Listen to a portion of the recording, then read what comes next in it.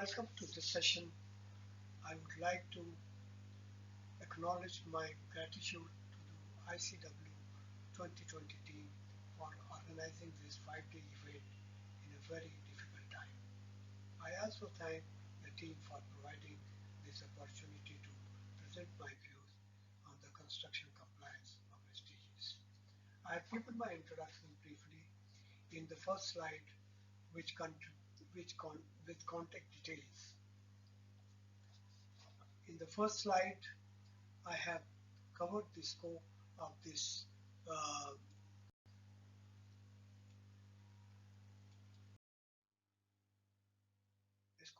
presentation. Uh, the UN SDGs, in fact, provide opportunities for the construction industry to work by adopting norms that that society would accept and support growth. The United Nations General Assembly set out 17 SDGs in 2015, which aims to end poverty, provide healthy life, a world of opportunities, place to live with inclusive societies in a clean environment. The intention behind UN SDGs is to foster economic growth, to work for social inclusion, to combat climate change, and to protect the environment. Some of the SDGs the construction industry should support may include SDG 3, health and well-being, SDG 7, affordable and clean energy, SDG 9, industry innovation and infrastructure, SDG 12, responsible production and consumption. We'll take it one by one in the following slides. Uh, the, the first one is health and well-being. Uh, Construction industry should proactively set criteria and standard that ensures workplace health and safety of its people and facilities in all work and project areas, including construction-related manufacturing. Although guidelines for health and safety already exist, but what, what is required is the action principles and the fulfillment of the applicable regulations and legislation in this respect. What can be done to ensure safety and well-being in construction companies and projects? One is promote awareness raising and the implementation of affordable good practices among its people through initiatives such as internal safety awards in projects to achieve the objective of zero rate of work related accidents. The second is increase budget provision and even arrange group insurance to avoid any major accidental costs. And third is CITC has instituted Vishwakarma Award for health and safety in projects to promote application of best practices. It does through a mechanism of health and safety audit by experts. Construction industry can carry out internal audit at least every 3 months as per the guidelines designed by CITC. Construction industry may adopt the practice of external audit at least once in a year. The next relevant SDG is on affordable and clean energy.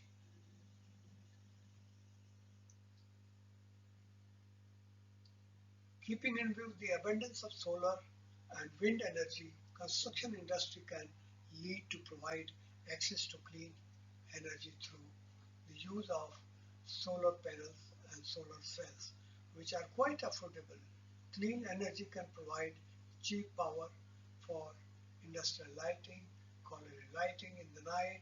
Worker houses can also be provided with clean energy.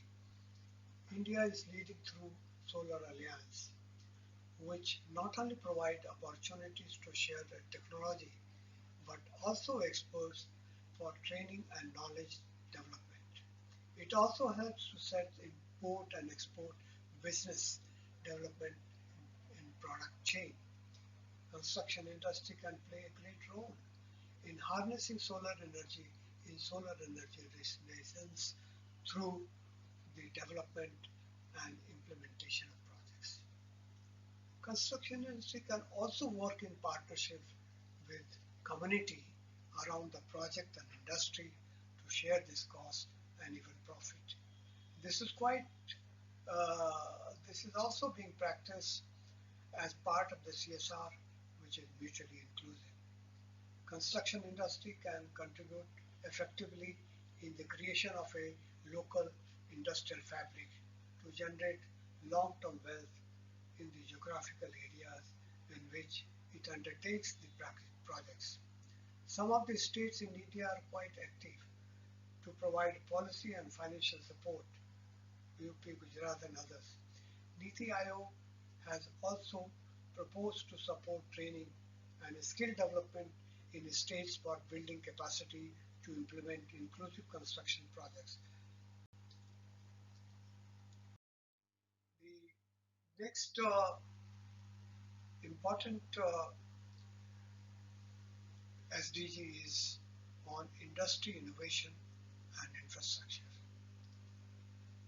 To boost innovation and infrastructure development, Government of India has taken initiatives under the banner of Make in India, Atmanirbhar Bharat, and Vocal for Local, and provided policy support and financial stimulus to industry.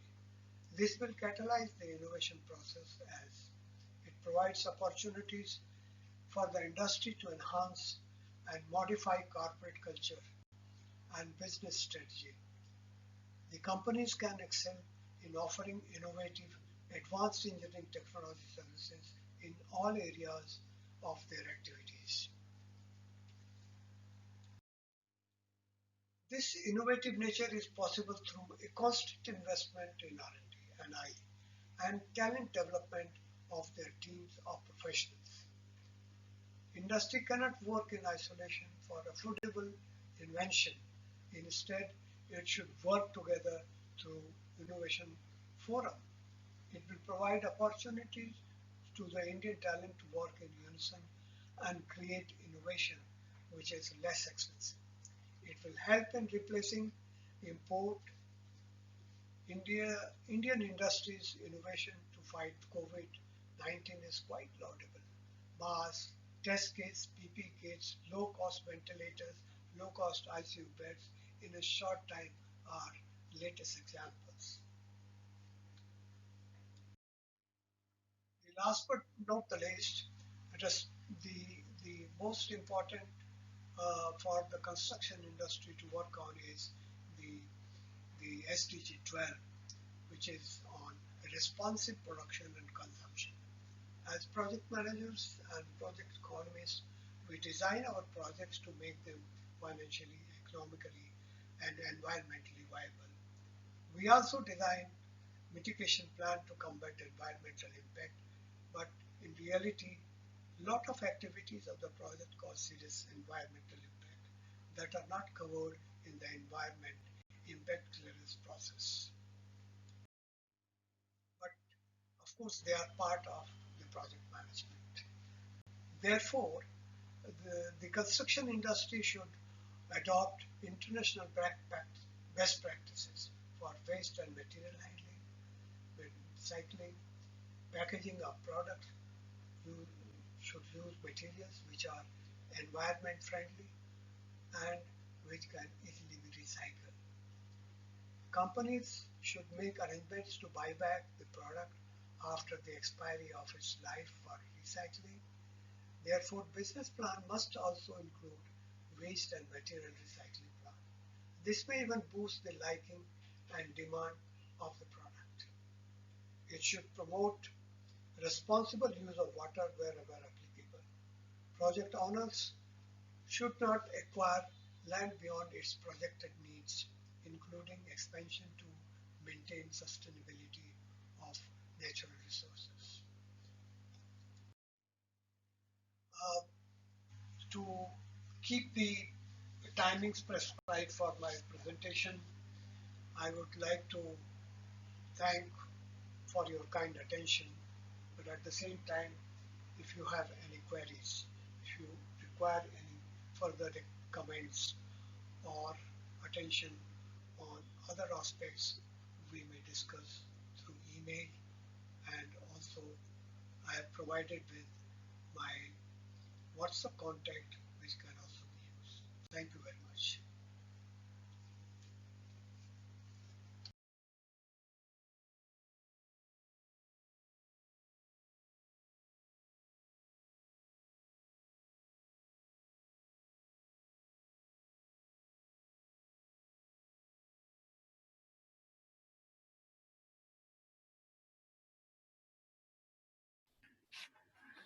A very good day to all of you. Today, I will be talking to you about the Sustainable Development Goals and their relevance to the construction industry, especially in the post COVID scenario.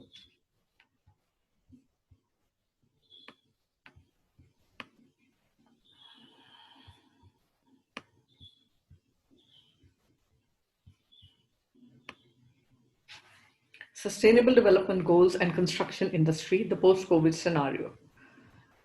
So, what are these Sustainable Development Goals and why are they important? The objective of Sustainable Goals is to allow for development while protecting the environment and creating balanced communities with a symbiotic relation between man and environment.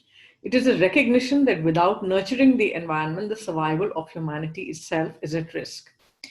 After the Rio Conference in 1987, that was the World Commission on Environment and Development, had set up the world onto a green agenda. And then there were several follow-up summits, including the Earth Summit in 1992. The Sustainable Development Goals 2030 were adopted by the United Nations and its member states in 2015 with a target to achieve them by 2030. There are 17 such goals. So sustainable development is an intersection of equity, environment, and economics. It recognizes these three pillars as important and interdependent upon each other, without which human development cannot take place, environment cannot be protected, and the survival would be at risk. The Sustainable Development Goals 2030. There are 17 goals: no poverty, zero hunger, good health and well being, quality education, gender equality, clean water and sanitation, affordable and clean energy, decent work and economic growth, industry, innovation and infrastructure, reduced inequalities, sustainable cities and communities, responsible consumption and production, climate action, life below water, life on land, peace, justice, and strong institutions, and partnerships for the goals. So, out of these 17 Sustainable Development Goals, we can see that Sustainable Development Goal 11, 6, 9, and 7 are directly linked to the construction industry, being sustainable cities and communities, water and sanitation, industry and innovation, and energy for all. These are all linked to building, construction, and creation of infrastructure. While Sustainable Development Goal 8, which is inclusive job growth and jobs, is an area that the construction industry impacts, and Sustainable Development Goal 12, consumption and production, is also has a direct bearing on the construction industry, since the construction industry is one of the largest consumers. So, what was the achievement of Sustainable Development Goals in the pre-COVID era? Even before the pandemic, the world had made some progress in the goals, but on several goals, it had stalled. The number of persons suffering from hunger and food insecurity was on the rise. Almost 690 million people were undernourished in 2019, up by nearly 60 million from 2014. Climate change was occurring much more quickly than anticipated. The year 2019 was the second warmest on record and the end of the warmest decade of 2010 to 2019, bringing it with it, as we saw, massive wildfires, hurricanes, droughts, floods, and other climate disasters across the continents. The environment was deteriorating. Consumption and production patterns were not sustainable. Oceans were suffering from unsustainable depletion and environmental degradation. Forest areas continued to decline at an alarming rate. Protected areas were not concentrated in sites known for their biological diversity, and species remained threatened with extinction. Inequality continued to increase within and among countries. So, the impact of COVID on Sustainable Development Goals. The pandemic abruptly disrupted the implementation towards many of the SDGs. The crisis touched all segments of population, all sectors of the economy, and all regions of the world.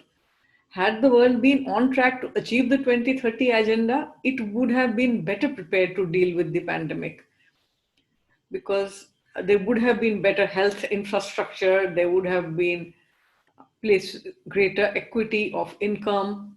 We would not have seen so many people hungry and food having to be rationed and sent to people.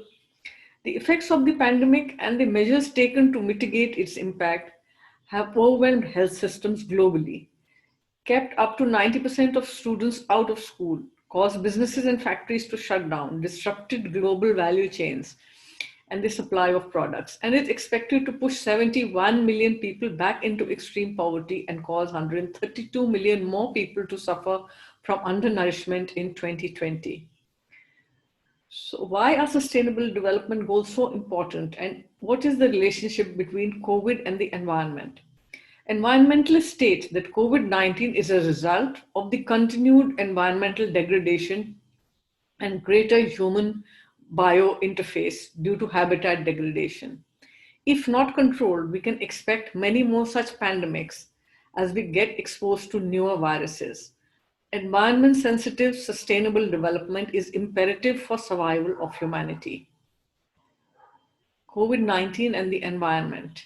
The founding director of Arizona State University, Leah Gerber, in her article, A Global Strategy for Preventing the Next Pandemic, explains how environmental degradation has contributed to the transition of disease from animals to humans. The science is clear. Our risk of contact with new viruses has exploded over the last 3 decades, and the forces behind the drivers of that contact, environmental degradation, species loss, and wildlife trade, are too powerful for a world without zoonotic disease commission to constrain, Gerber explains. If actions alleviating environment degradation are not enforced, Gerber predicts pandemics will continue to aggravate and occur more frequently around the globe. Pandemics and the environment. According to the UN's environment chief, Inger Anderson, and other environmental experts, we know diseases pass from animals to humans. Zoonotic diseases are on the rise. As the world continues to see unprecedented destruction of wild habitats by human activity, nature is sending us a message with the coronavirus pandemic and the ongoing climate crisis. According to an IPBES report released in October 2020, future pandemics will emerge more often, spread more rapidly, do more damage to the world economy, and kill more people than COVID-19 unless there is a transformative change in the global approach to dealing with infectious diseases. The same human activities that drive climate change and biodiversity loss also drive pandemic risk through their impacts on our environment. Changes in the way we use land, the expansion and intensification of agriculture, the unsustainable trade, production and consumption disrupt nature and increase contact between wildlife, livestock, pathogens, and people. So what is the role for construction industry?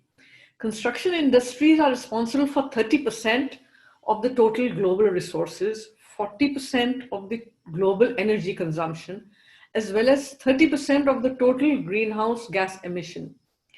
In addition, the building sector consumes 12% of fresh water and 30% of raw material, and it generates approximately 20% of water effluents and as much as 40% of landfill waste globally.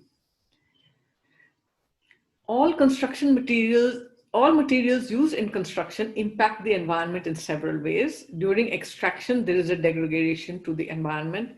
During processing and manufacturing, there is energy use and waste products, and that is also affecting the environment. Finally, after the life cycle of the building, the debris also consumes and pollutes large tracts of land. It is clear that construction industry and building sector have a significant impact on environment, and all out efforts need to be made to mitigate and reduce, not only to achieve the sustainable development goals, but to mitigate future COVID-like pandemics. So construction industry's environmental impacts, here's an example.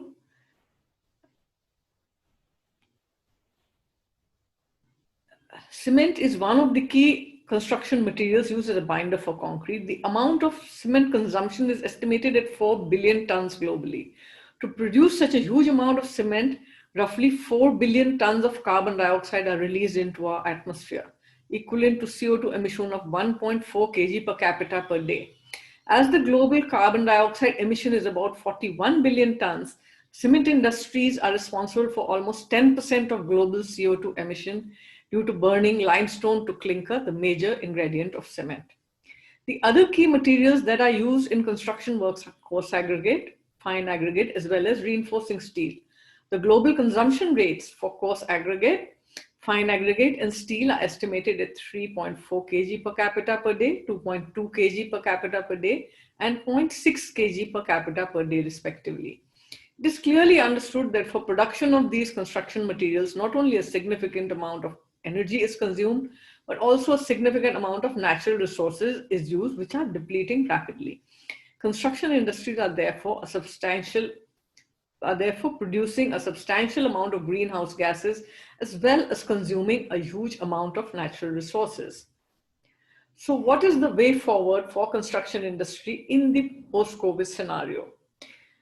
Reduce, reuse, and recycle. So firstly, at the design and planning stage, there is need to consider sustainable criteria during the design, during construction, operation, and the maintenance processes of buildings and infrastructure, and to create buildings and projects that are low energy consumers and have low embodied energies as well, and use sustainable construction materials.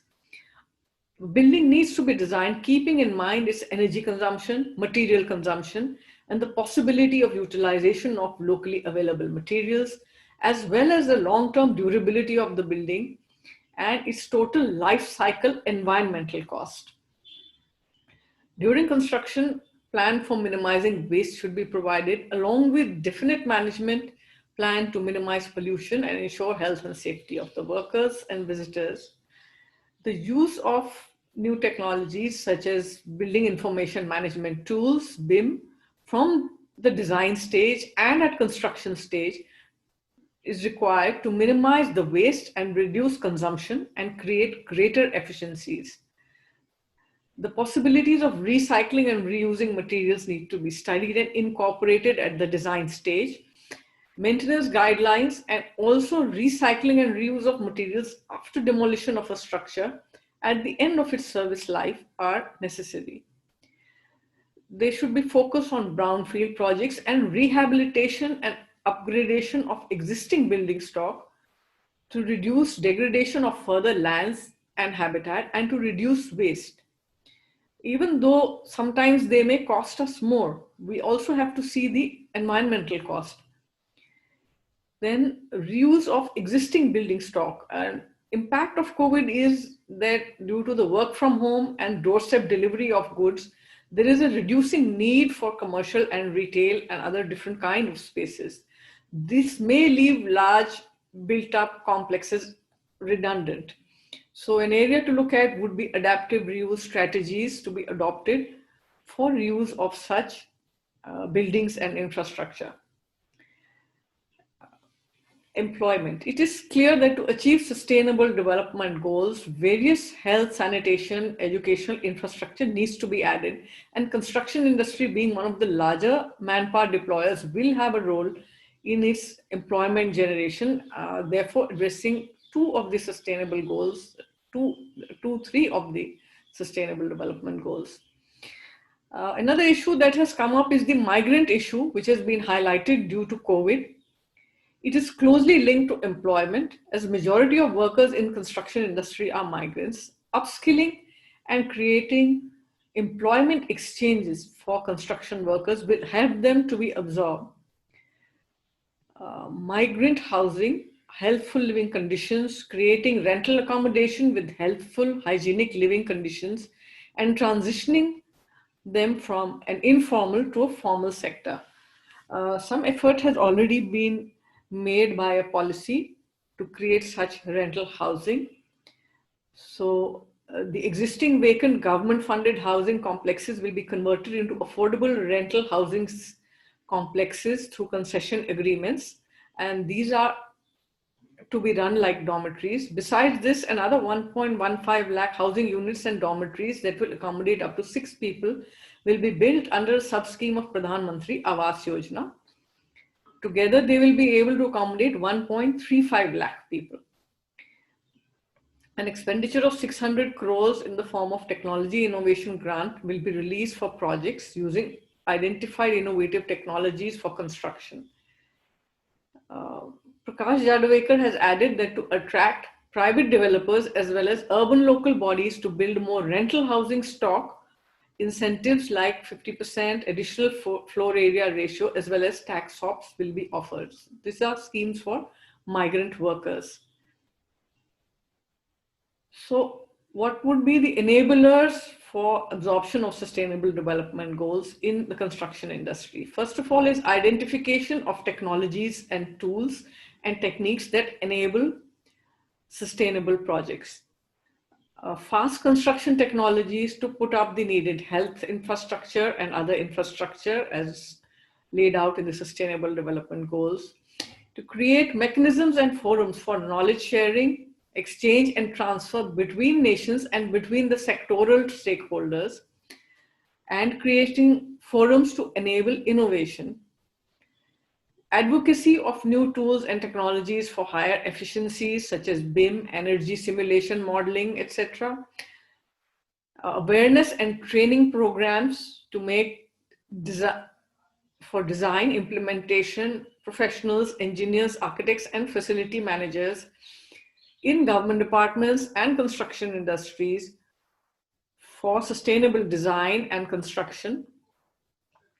The training of construction workers to adopt the new technologies, and also local capacity building, where we could look at training of local and rural youth for small infrastructure projects, such as the rural roads, sanitation, water supply, storage from local sources. Creating proactive engagement of industry stakeholders such as material manufacturers, extraction companies, to formulate frameworks for and facilitate production manufacture of low energy, environment friendly building materials and environment friendly production process. And finally, a protocol for building material certification and standards for sustainable development compliance, green material certification, indicating embodied energy, recycled components, etc., and creating a national standard for that. So these are some of the ways in which sustainable development goals could be absorbed and promoted within the construction industry to achieve a better future, to achieve better economic growth, and to, at the same time, to protect the environment. Thank you.